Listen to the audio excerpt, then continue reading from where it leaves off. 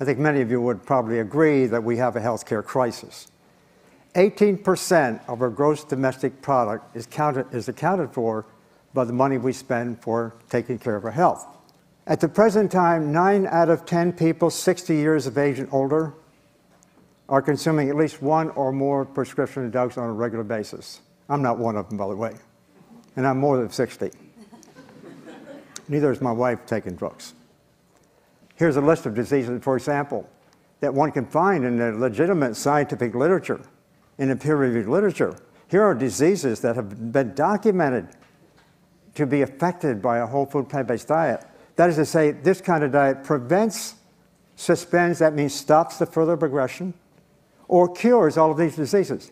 We can now cure heart disease in fairly late stages. We can cure type 2 diabetes in a very short period of time. Casein is the main protein of cow's milk. Why is that important? Well, soy and wheat protein, for example, does not increase cancer development like does casein. Here's a couple of plant proteins not doing it, one animal protein doing it, a major difference between the two.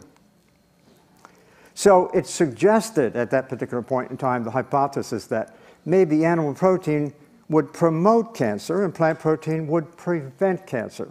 And that came down as a fairly general statement that I was to carry through much of my research. It turned out that's the bifurcation that really led to this distinctive differences between these two different kinds of foods. And you can see here that in the lower levels of protein, dietary protein, from 4 to 10% in this particular case, it's not the exact amounts I'm really concerned about here, it's the inflection that I want to talk about. But with up to about 10% dietary protein, what you can see is that protein is doing its good thing. It's not creating cancer. It's not promoting cancer. Protein is an essential nutrient. We need it. Everything's working fine. So what I'm talking about here is when we consume it in excess to the amount we need. And in fact, most of us humans actually live in that red zone where we're consuming in excess of what we need. So that 10% is enough, really is enough. And that actually is provided by a diet made up of whole plant-based foods. If we're consuming a diet of whole plant-based foods, we're actually getting the ideal levels of protein. We don't need more. But unfortunately, 95% of us, according to the national statistics, are consuming in excess of what we need, and we do that by actually consuming animal-based foods. If nutrition controls genes, then why are we spending so much money for genetic research? In my estimations, a rough approximation, we're spending at least 100 times the amount of funding for genetic research than we do for nutrition research. When in fact it's nutrition that actually gives us the health. It's not the genes. Genetic research, of course, makes money. Or at least there's the perception of those who are making this money available that in fact it's doing that. Nutrition research only makes health. So it comes down to this. How do we understand nutrition? As I said in the beginning, it's about looking at one nutrient at a time. And we see that every day. The recommended dietary allowance is this nutrient, you need this much, food labeling.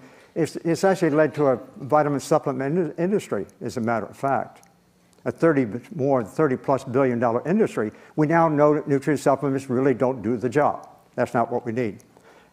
I like to say, let's call that an old paradigm. The practice of medicine is the same sort of argument. At the present time, our health system, our medical practice system is reductionist in nature. We think about single causes, single biomarkers. You go to the doctor, he tells you how much cholesterol you have, how much blood sugar, as if these are really things that count and all by themselves. Or single diseases, that's how we give them this international classification of disease code. Doctors get paid according to what they diagnose. By our thinking of health in terms of one thing at a time, in a very narrow little context like that, what it means is, okay, well, now we're going to find one thing to cure things. We make drugs with all their side effects. That becomes the primary means of health maintenance. So I'm going to suggest we're at the threshold now. We can be at the threshold now of actually transforming the entire healthcare system and think of it a different way. Think about what we can do, and that's really about nutrition. There's countless, as I said. We have to think about nutrition. This is a real challenge to the way we do research and the way we think about things. Nutrition is not a one-on-one kind of thing. It's a collective thing. We call it holism, a holistic kind of idea. It's really, quite frankly, is anathema as far as the scientific community is concerned. That's at least my experience. But that's what nutrition is, many diseases, working as a symphony. And interestingly, this is simple. It's very complex biology, but it's a simple solution. Just decide what we should put in our mouths. A whole food plant-based diet, vegetables, fruits, grains, and legumes. Don't add back to oil, fat, and sugar. It's a lot cheaper. It really works. And as far as coming back to my initial thesis is concerned, we now have information, empirical data, to actually show that if you take a group of people, I've been involved in a couple of these tests now.